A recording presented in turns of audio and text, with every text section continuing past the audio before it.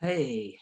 Hello, everyone. I'd like to introduce you to architect Astrid Huld, who's down with us just outside of Melbourne. And hilariously, she's just survived through the tremors of an earthquake that happened about 25 minutes ago. So well done for staying stable, but that's what the day is. I'm going to pass over to Astrid in a minute or so. I'm just going to do a little introduction to you all, so you've got some sort of context, and this will go both ways, so to speak. I'm just going to show Astrid our site, and I'm going to I'm just going to share screen, and I'm going to just introduce you to Astrid in the way that I know her skills. Okay, hopefully you can all see. Yes, we can. My screen. So I know Astrid from about 20 years ago, actually, in Melbourne, when together with a landscape architect, Leanne O'Shea, and a fabulous maker, who I'll call Marlena Krantz, but very much led by Astrid's thinking and design of lighting. Together we won a national lighting award for a park, and it's the light I'm referring to is actually the purple light there in the background. And when we come back on, I'm going to show you the kind of fabric that is. But I just want to give Astrid a bit of context, and all sorts of things have happened in Astrid's life since then, of course. And she can talk to us about that. Astrid, the site our fourth year landscape architecture students at UNSW are focusing on, and have been focusing on for over 20 weeks, term 1, term 2, and now the stallion term 3, is what's known as White Bay, or Glebe Island. It's towards the sort of right of that image. I don't know if you can see my mouse. Yes, here. I can see your mouse. I can. So this is Glebe Island here, and the student site comes on this side, round underneath what's known as Anzac Bridge. Facing south? Facing south? That's facing south, correct. And it comes around here facing north. This is on both sides. Both sides, and it comes back around here on the southern side of this suburb, Balmain. Well, that's huge. It's a lovely, huge site, and it's still a working port. There is a couple of old, large post-industrial buildings on there. Watsy, and sorry, I'm starting because I'm going.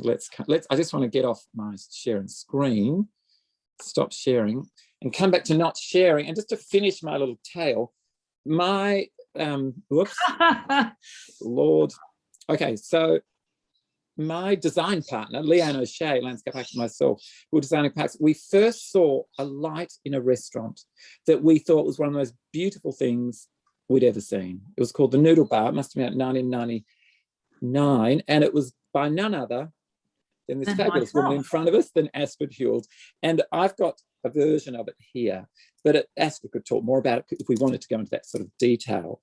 But clever Astrid had used a sort of moire pattern effect from this mesh, copper mesh, I think, with this beautiful stitching. Anyway, that's a fine-tuned detail scale we're talking to there, which is not so irrelevant. Astrid, part of the brief in the public domain design brief for this term is about regeneration and looking at a multiple or an entanglement of scales from the extra, extra small up to the extra, extra large. So seeing the site as part of a big old harbour, but of course looking towards things like microbes in the soil as well. And it's a highly toxic site. And we've had an interview by Sue-Ann Ware, who you might know from I remember. RMIT days. We spoke with Sue-Ann last week.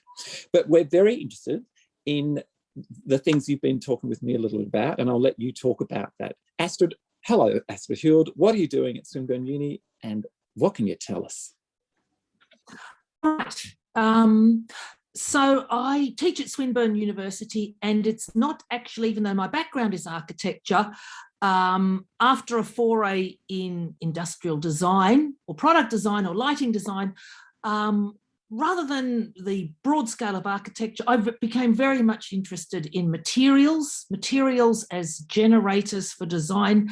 And I suppose the more emotive aspects and softer aspects of design, which is why I actually now teach interior architecture, not architecture. I find that as disciplines where architecture is projecting onto scenarios and sites, the interior architecture response is about being responsive. If we think of interior and landscape as two Venn diagrams, there's probably more of an overlap there in that culture of responsiveness. So segueing along, I now run a design studio. It's a second, third year design studio for interior architects based on CPTED. So CPTED is an acronym. It stands for Crime Prevention Through Environmental Design. That's a bit of a mouthful, but I'll use it, CPTED, because it rolls off the tongue. And it turns out that what CPTED really stands for is not so much crime prevention, but actually the design of the redesign, the refurbishment, the design of public spaces to make people feel safe. Because it turns out that what actually deters people from doing nasty things is attracting them towards wonderful things.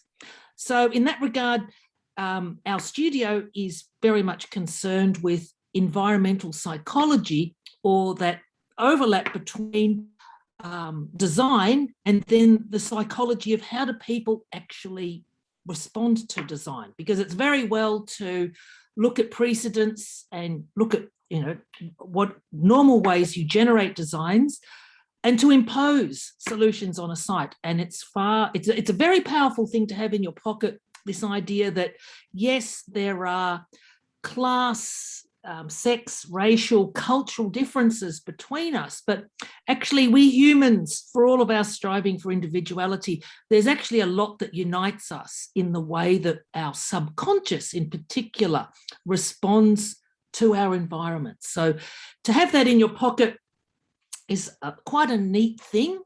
It's particularly neat in a post-COVID world where I think mental health will be something that increasingly has, money, dollars, government dollars put aside to it. So in terms of your designs, if you can then argue, look, I'm not only doing this because it satisfies the normal criteria that a project might have, but this is also coming from, I'm fairly certain this will be a regenerative space, not only for all the natural world, but for humans as well. That's big and getting bigger and on our horizons all the time.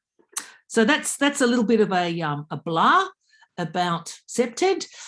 And maybe just to get specific, Patrick, do you want to just show me images of the site close up, or the students know the site? I've sort of been... The students know the site. I know the site. I'm just aware that it's large and it's empty. It's empty. And that's right. That's right. I did send you a few on an email, but if you haven't... No, I've got them. And that's cool. This emptiness that has to be managed carefully so that it becomes a positive, not a negative. So if I was to give you a taster of, if I was Queen Astrid along with King Patrick running the studio with you, and you said to me, okay, just give us a little quick rundown of if you were looking at that site through the lens of CPTED, or how do we approach the design so that people feel safe, i.e. how do we design it in a people-centric way, not at the expense of the environment, of course, so that people are drawn to it. I would say there are 5 main, I'm just going to run through them, 5 main sort of areas that we focus on. So the first one is maintenance. And what's been shown is that people, so I'm just going to sort of give you an overview. people, and starting from the simplest idea to ending with the most complex, because it's the last one that Patrick was actually really interested in. So the first one is maintenance, and this idea that people respond to the presence of a lack of maintenance. If visually there is something about the site that communicates non-care or things being abandoned or forlorn, it sends a deep signal to our minds. Well, they don't care, so why should I? And it relates to something called the broken windows theory, that if you enter an area where there are broken windows, well, no one's fixed that window, they don't care, why should I? And subliminally, that means that most people might then drop rubbish. If COVID wasn't there, I would ask people to look at a site, and we can't do this, but look at a site and say, well, actually, where does rubbish accumulate? Because it's even a civic pride thing. Where does the council not seem to care that things have been abandoned? And that doesn't discount that abandonment can be romantic, some of these old decaying structures, but that's quite different to, at the ground level, not care. So if you were to say, well, how do I communicate care? What is the visual language of care? I ask my students to do a mood board of that area. It might, in your case, be a mood board of the visual language of all the port activity, because there's decay there, but what does pride look like? What does maritime architecture look like? What does Balmain look like? So what you're trying to do is come up with a suite of materials that communicate civic pride. What is civic pride? But each individual student you can look on the website of the council. Well, here's what their idea of civic pride is. You can look at the kind of project that a council undertakes, what suite of materials communicates who they think they are, but of course you can critique that as well. So in order to assemble this visual language that communicates care, it's a suite of materials. How is civic pride visually communicated? So that's number one. The second one, surveillance, is actually a body of knowledge where, Patrick, you can tell me to stop talking because it actually comes from landscape architecture. So I'm getting my interiors to try to think like landscapers. And it's the idea that people feel safe when there is a surveillance that you are able to see through a site, both in design in section and in plan. So in plan, what that means is that you don't design in and you don't create, and if there are what they call blind spots, you always avoid these sharp corners where somebody could be standing. And it sounds like, we're designing from a point of paranoia. There's not people standing to leap out at you from every corner. But it is very interesting when you observe the way that people actually walk through sites. If there's a corner that they don't see on their left-hand side, they will actually walk on the right-hand side of that road. Subconsciously, we are actually, and it's an interview with the subconscious that CPTED is interested about, and too often design concentrates on the conscious. Oh, well, this is what we see, but what do we feel? And it's becoming conversant with the subconscious. And the subconscious is scanning the environment all the time, and it senses these blind spots and it subconsciously avoids them. So you remedy those blind spots in plan, but particularly in elevation. And this is why sometimes CPTED is, I do know some landscape architects are going, oh no, not the CPTED consultant. It's quite prescriptive because what we say is that we want to remove the middle ground. So it's fine to have ground covers, this beautiful mosaic on the ground, but that middle story of shrubbery blocks visual access through the whole site. So what you're trying to remove in a septet design is any shrub. So anything you want to be able to see, where are humans, and shrubbery, you know, someone could be crouching there, but you would spot them. But anything between 600 mil above the ground, and then you want it sort of clear to 400 kind of and above. So in elevation, that means that at any point you have clear access through the site, because that's what actually makes people feel safe, that you can go into a site and you can see if there are other people there, you can see who are they. You make some sort of a visual appraisal. Do I want to be here? Do I want to back off? And it's this visual access through the site. And it really comes, Patrick, and you know, here's the whole mini history, the story of the English park. And it is a cliche, but it's endlessly repeated because people find it comforting. So the English park is a Goldilocks condition between emptiness and, let's say, a jungle. You know, if you've got a jungle over here and you've got emptiness over the other side, the English park is the Goldilocks position between that. And in the jungle, we don't find that psychologically comforting to us, because there is no what they call differentiation between figure and ground. A human being and a jungle merge as one. You know, it's just a single field. Whereas in an English park, what you have is it's populated by trees. The trees become figures, as you are the figure, as the sculpture or the pavilion is the figure. And these figures populate a landscape. They demarcate and populate a landscape. But you can always read where you are in relationship to it. So if you've got the jungle, bad, no figure ground, the cliche of the English park, and then over here you have emptiness. And you would say, well, does emptiness appeal? And strangely, emptiness is not appealing. It's not wilderness. Wilderness and emptiness, they're both constructs, but they are actually different. Emptiness is an absence, whereas wilderness is the presence of nature. So you don't create wilderness, which we all agree is something that we love to be in. Wilderness is not an absence, it's the presence of the natural world, whereas emptiness is absence. So emptiness, and that's the challenge of this big site, and why we will finish talking about territoriality, because emptiness is something that has to be handled well so that it can take on the presence or the attributes of wilderness.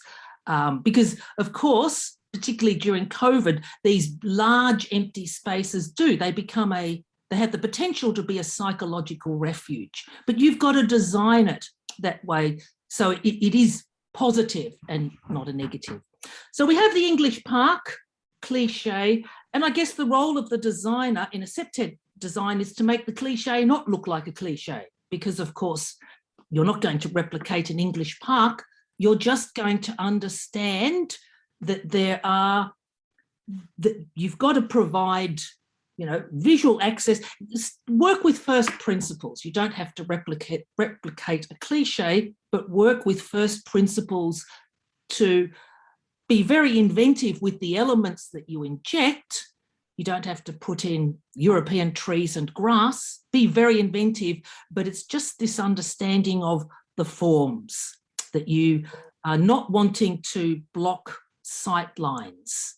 So then that's surveillance. Have I told people what they already know? I don't know, Patrick. Good to hear all this. It's very, very good to hear all this. Ashley. You're probably hearing what you already know, but, you know, from an outsider, because that's right. Right, we get to play landscapers.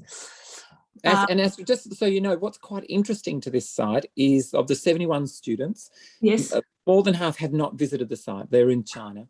And of the remaining kind of 30, 35, many have only been once to the site. So that's a tyranny. That is a tyranny. That's right. But we do have, we're in a 5K lockdown up here at the moment. Oh, okay. And so we have 4 wonderful students that are able to visit the site, and they are being our eyes, and we're having them live on camera every week in studio, which is super fun. And it's been very interesting what we're all learning about the site. Right. But I'm just setting that little scene for you. So many people know the site through information, through plans, through documents, but not the site specificity you get from being on site. Anyway. And we're just trying to work with that. Anyway, I'm letting you know that context. And that's okay, because I have similar conversations, because if we weren't in lockdown and if we were on site, there's a whole lot of haptic information that I would be, haptic meaning touchy, feely, sensorial information that I would be getting everybody to document. And we can't do that. But I think even when we're teaching online, we've got to make you aware that at the moment it feels like COVID will never end, but one day it will end, it'll all be lifted, and we will once again be practitioners who do have to do designs for the 5 senses. So, we mention things, if we were on site, what would we be looking at? Okay, we're dealing with Google Earth, we're not looking at, but there's an awareness that once this wholly digitally mediated way of doing things ends, we want to revert back to something where our senses are privileged. There we go. So anyway, third, moving on, number 3 is a focus called accessibility. And what that comes from is that you want to do a design that appeals to the broadest range of users. And why you want to do that, it's equitable, but it's also proven to be safe. The kinds of spaces that are unsafe, and the cliche is gangs of teenage children, are places where one subgroup of society dominates, that they feel that they have ownership.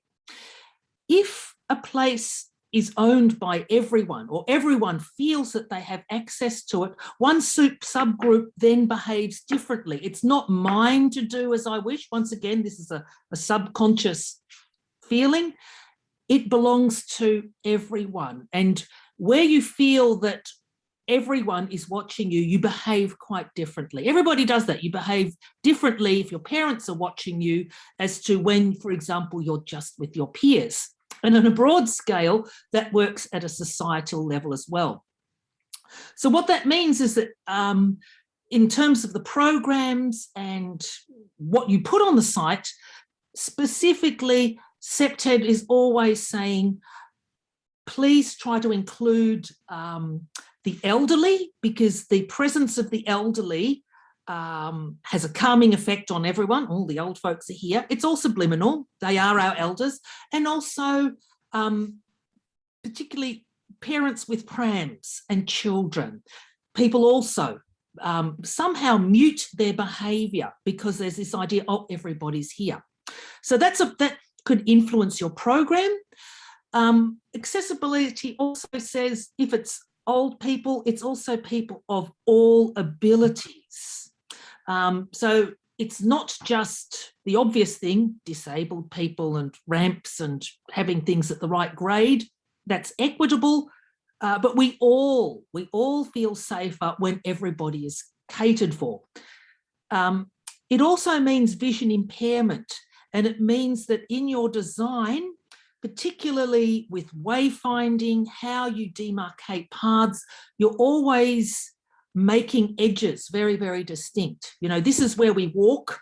You're being very, very specific about this is the realm of the car, this is the realm of the bike, this is the realm of the pedestrian, and that could be through surface, through texture, through changes of level, all sorts of visual and auditory design, particularly for the vision impaired, and that's a lot of old people.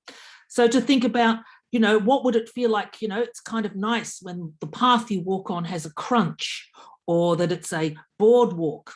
It's got a different sound to it as opposed to the realm that we set aside for the bike or the car. So think vision impairment, think comfort. because people who are differently abled have higher comfort levels. So think about sheltered walkways. And in short, think of what you can do so that those of us, or those members of society who are a little bit more vulnerable, are also catered for. And it's not only that we get a great feeling because we've been equitable, the whole site is safer as a consequence. So those are the first three simple ones. Then the main drivers of a design are the last two, which is site activation, and I'll finish with territoriality. So site activation comes from a theorist, Jane Jacobs, in the 1960s, who just asked herself the very simple question of why she lived in New York and in a charming older suburb. And she asked herself, why are these older suburbs, why do they work so well? And why does so much planned modernist design fail? And the answer, she said to herself, was because in these older areas, life happens on the street. And in fact, oh gosh, here's my phone. I've got to just snuff. That's actually a work caller. Oh, sorry, Dolores, I'm on a call. I'll have to snuff you. I'll ring you later. Bye. There we go. I forgot to do that. See you, Dolores. See you, Dolores. That's okay. I'll ring her back. I'm trying to snuff it. Come on. Snuff, snuff, snuff. Can't find that. Snuff. There we go. Where was I? Because life happens on the street. Life happens on the street. So when Jane Jacobs talks about the street, she's also talking about parks as well. Because what she says is when people say, oh, Sydney's safe or unsafe, what they're actually saying is they feel safe walking on sidewalk. The American type, the sidewalks are safe. So the sense of safety of a whole city, what achieves that is, are the sidewalks, are the footpaths, are the parks safe? So if you create safe public spaces, it's the job of the sidewalk to create safety for the whole city. That's the battleground. You either feel safe on the sidewalks or you don't. You either feel safe in city parks or not. So her famous phrase is eyes on the street. And that's what she noticed, that in modernist town planning, and this is already beginning to deal with this idea of emptiness as being a negative, but we will, there's subtlety here. We'll tease this out at the end. What makes people most comfortable is being where other people are. It's the whole promenade idea, the typology of the promenade, which probably really applies to your site. So, the typology of the promenade is that most people feel most happy sitting somewhere with their backs covered, and this is from another body of knowledge called proxemics, the study of how people interact with space. We like to sit with our backs covered so that no one can get to behind us. So the cliche is, the Parisian cafe, I've got my back to the glass and everybody's sort of walking down the Champs-Élysées. That cliche. It's very, very powerful because no one can jump at me and I can truly see the whole world pass by. And this is the promenade, which, because you've got this massive linear site, that's a typology that, probably fits. But what she said is that the sidewalk or the park or the promenade has to be almost continuously occupied. And so you've got to put something there for people to be there. And what this suggests when you've got a very large site as yours is that you create these nodes of activity. Because what you want are these very, very safe zones, these very, very safe promenades, because this idea of eyes on the street is if you've got people there, it's an upward spiral. It's an upward spiral. Eyes on the Street is a famous, this is what we're trying to do. We want to activate our sites. We want to put activity, build it and they will come. We want to put activity in nodes so that people come to the site. There are eyes watching each other, and accessibility tells us that it's a range of eyes, not just from one social class, but a broad range of people from society. When people are watching, you feel safe. So if you draw people to a site, the fact that there's eyes on the street makes it safe. It feels safer, so more people come. Does that make sense, Patrick? It's an upward spiral. Beautifully said. That's true. So what that means is that in a large site like that, rather than feeling like you've got to scatter attractions over the site, it actually means that those attractions are better off linked so that you get this density of occupation, because you want to feel that positive vibe of eyes on the street. And of course, this then again ties in with surveillance, because there's no point having all the people there. If they're in a jungle, you can't see each other. So if you have a site where there's clear visual access so that you can see each other, that these activities are, and the promenade is a very good coat hanger, it's a coat hanger for us to hang our ideas on, that these activities, like a necklace, are arranged in some sort of a coherent way across the site. That will in turn bring more people. It's like activating the promenade, and of course then there will be empty spaces left over, but those empty spaces won't be threatening, because you can always return. You see, emptiness is overwhelming when it's an absence. But if you choose to go into that emptiness, and the minute it's overwhelming, you go, I'll have enough of that. I'm going to go back to the promenade. Choice, you see. And safety is all about choice. Many, many people will do lots of daring, wonderful things if they know there's an escape hatch. I'm going to jump out of a plane. Hey, but there's an escape hatch. And similarly, emptiness or solitude can be largely really, really liberating, particularly in COVID. You want to get away from the kids or what have you.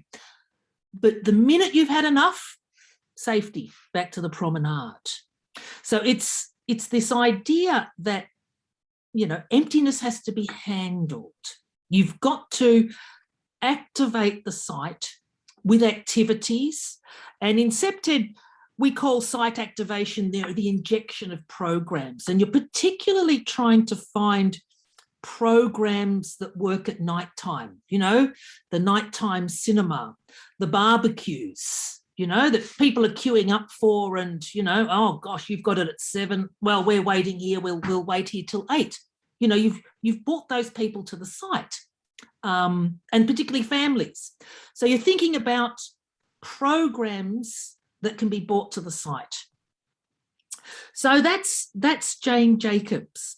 So the last one, territoriality, is, and the theorist there is a guy called Oscar Newman, and he was famous because he studied Pruitt-Igoe, a housing development in New York. It was massive, and in the 1970s they blew it up, and it was massive. It was massive. So to blow up a massive housing development, it was a modernist architect designed housing development in the 20th century, and in a country like America with no social structures, so a great deal of homelessness means that really people really thought this was very, very bad.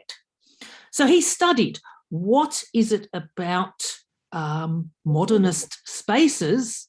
So it was the study of, why did modernist architecture, why did modernist town planning, how did it fail us? How did we come to do something like go kaboom and jettison this? It was a series of high-rise walk-ups.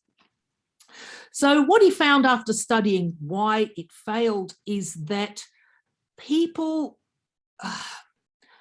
people only feel safe in places that they feel they have some sort of ownership over. And ownership doesn't mean I bought it.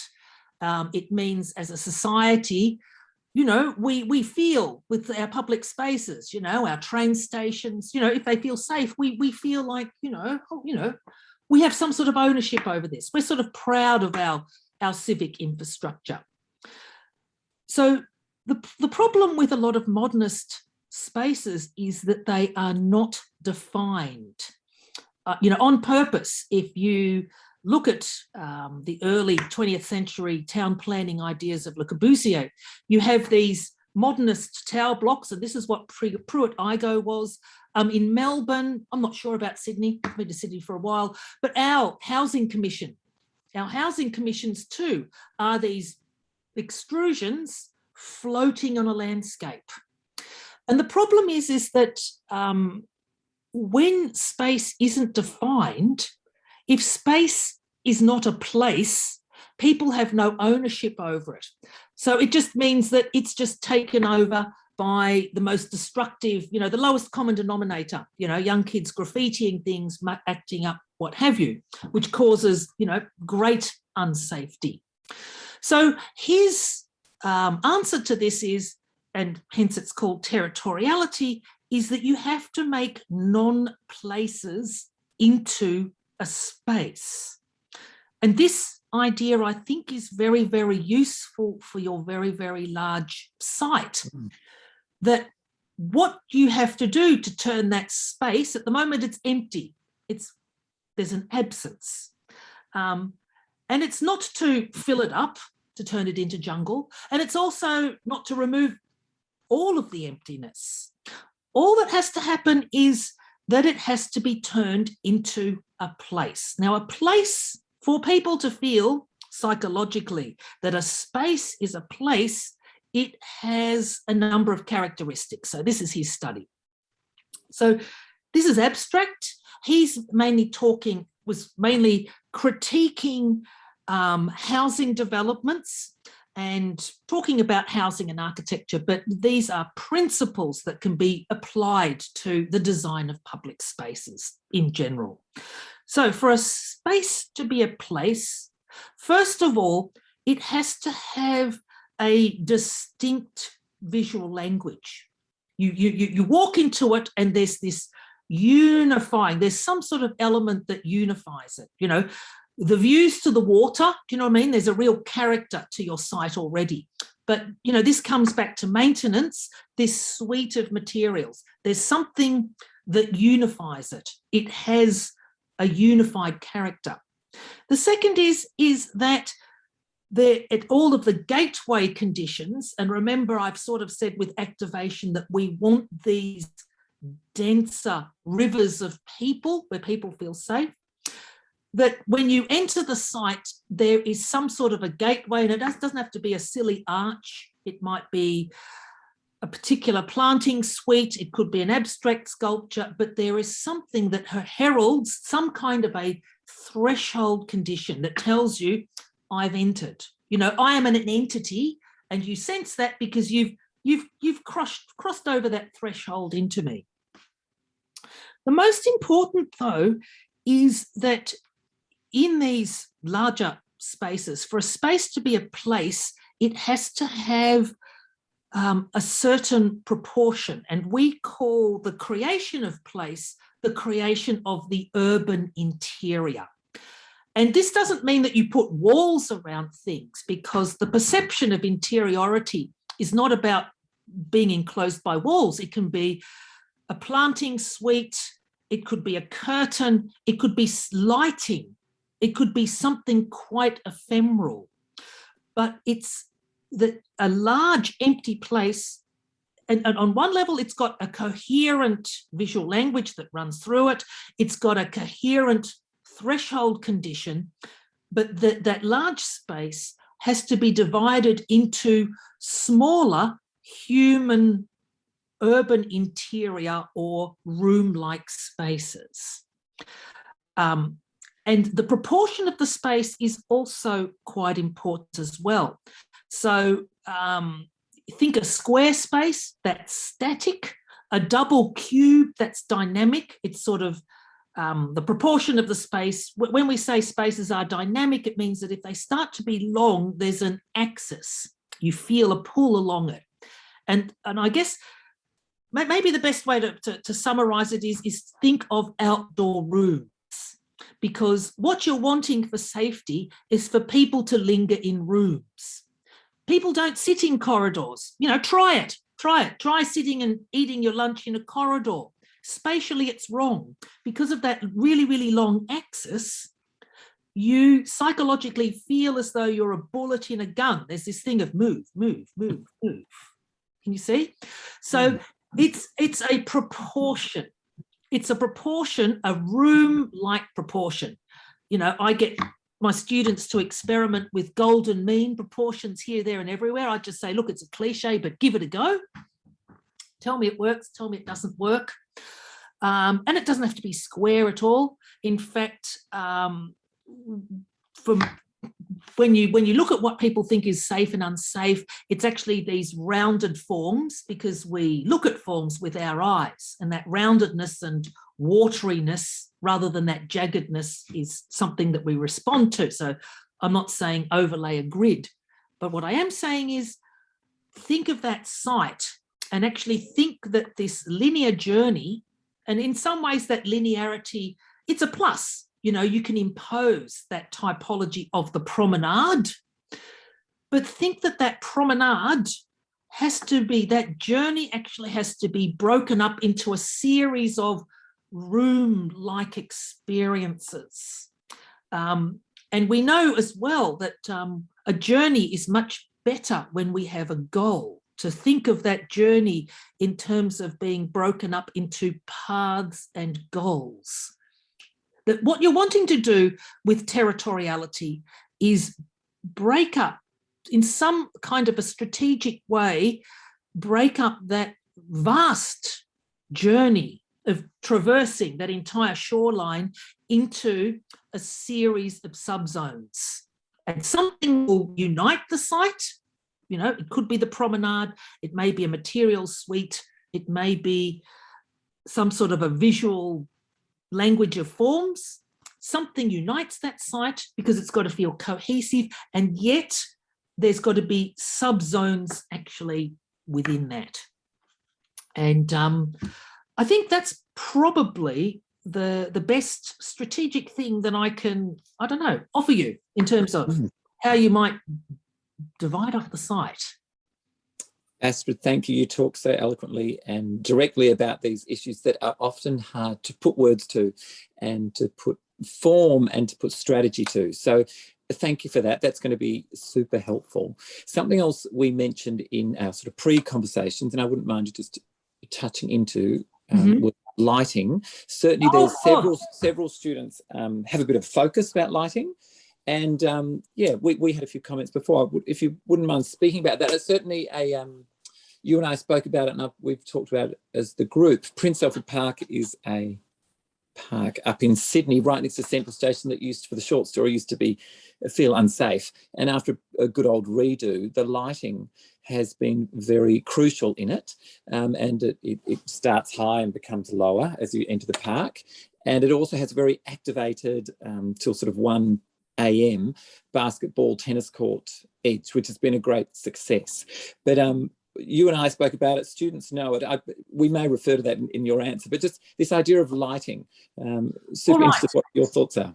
No, okay. So I've mentioned nighttime activity as being very, very important. And so lighting schemes can be very, very important for a SEPTED scheme, because you can actually achieve incredible things with lighting. You know, you can have the same, you know, it could be lighting by which you at night time illuminate just with different coloured LEDs different territories, you know, and that there is lighting treatment that varies along your journey.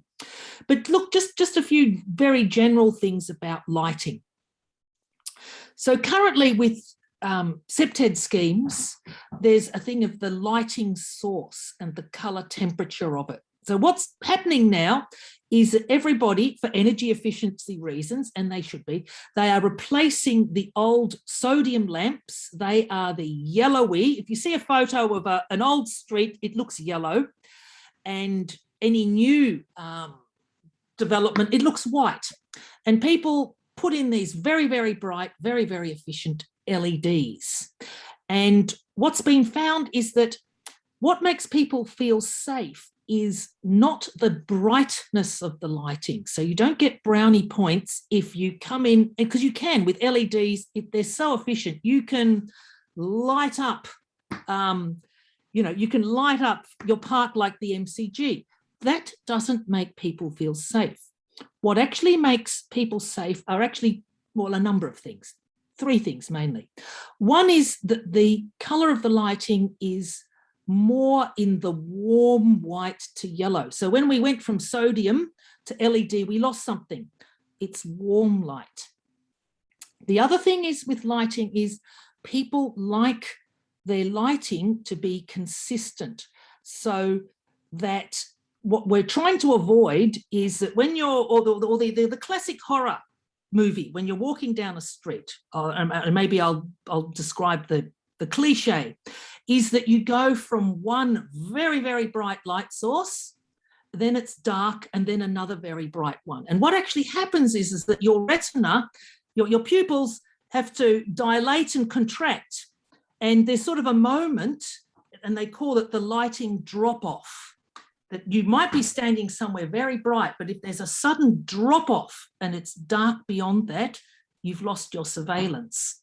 So in a CPTED scheme, what we're looking for is a consistency of lighting, that you don't have this dark drop-off. So instead of very, very bright single poles going through, think of the stars, think of a multitude of light and a wash of light. So possibly a lower ambient level, warmer, and then another feature, lighting at foot level is very, very important. So that actually is your wayfinding. That's your design for the vision impaired.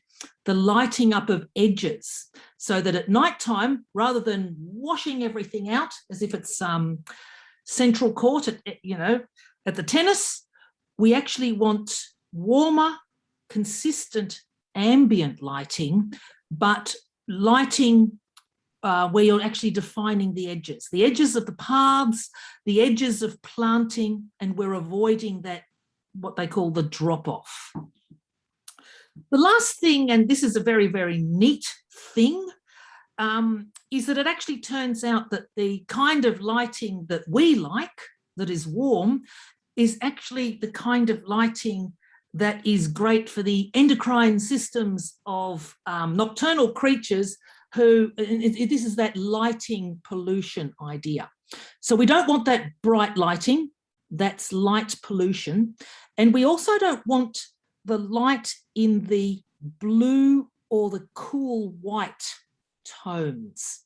So just a little bit of research that I've done in it, and I can maybe try and dig it up and send it to you, was that studies were done of what colour lighting disturbs nocturnal creatures more.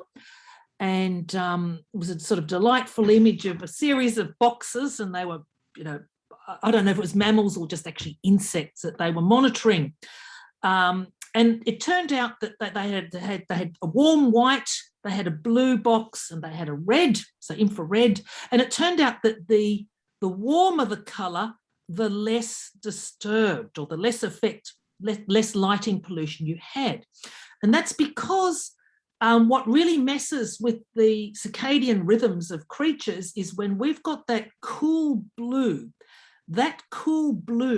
actually mimics daylight.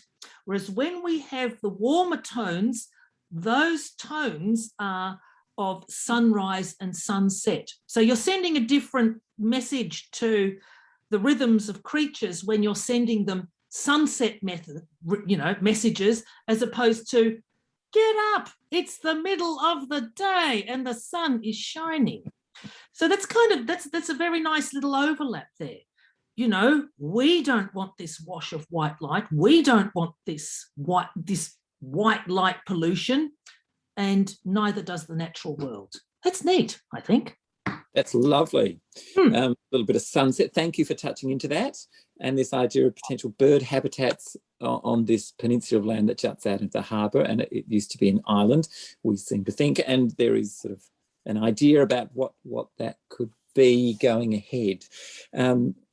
Astrid, I'm aware of the time, and I do feel we could talk to you all day, and we would love that.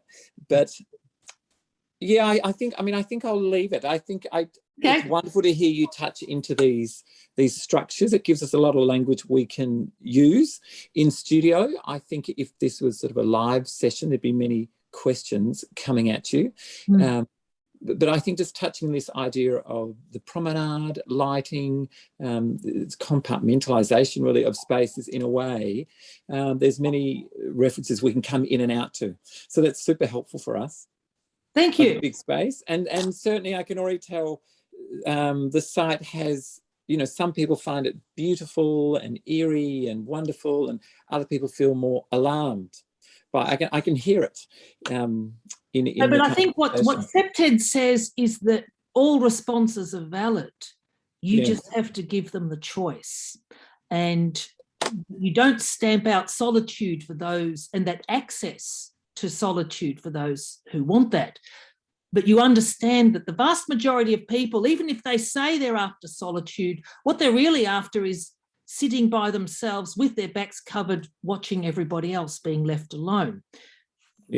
Solitude has many dimensions, but it's this thing of choice, that you have these open areas as being a refuge in the, in such an hard urban area. But the minute you've had enough, you can then escape. It's like having the back door open. It's this choice, setting up choices. And I think I'm just thinking, have you got any good examples, like one or two at the front of your mind? No, look, I think the best thing is because I think you're going to do something for me. You're going to give me a few nice landscape things. I might just send you a bit of stuff. That might be better. Lovely. Okay, because I'm not on the computer that's got all my stuff. Yeah. All good. Astrid Hilde, thank you very, very much. Okay, and thank you, Patrick. Okay, terrific to have you, terrific to see you. Now I will end this in some way. All right, bye for now.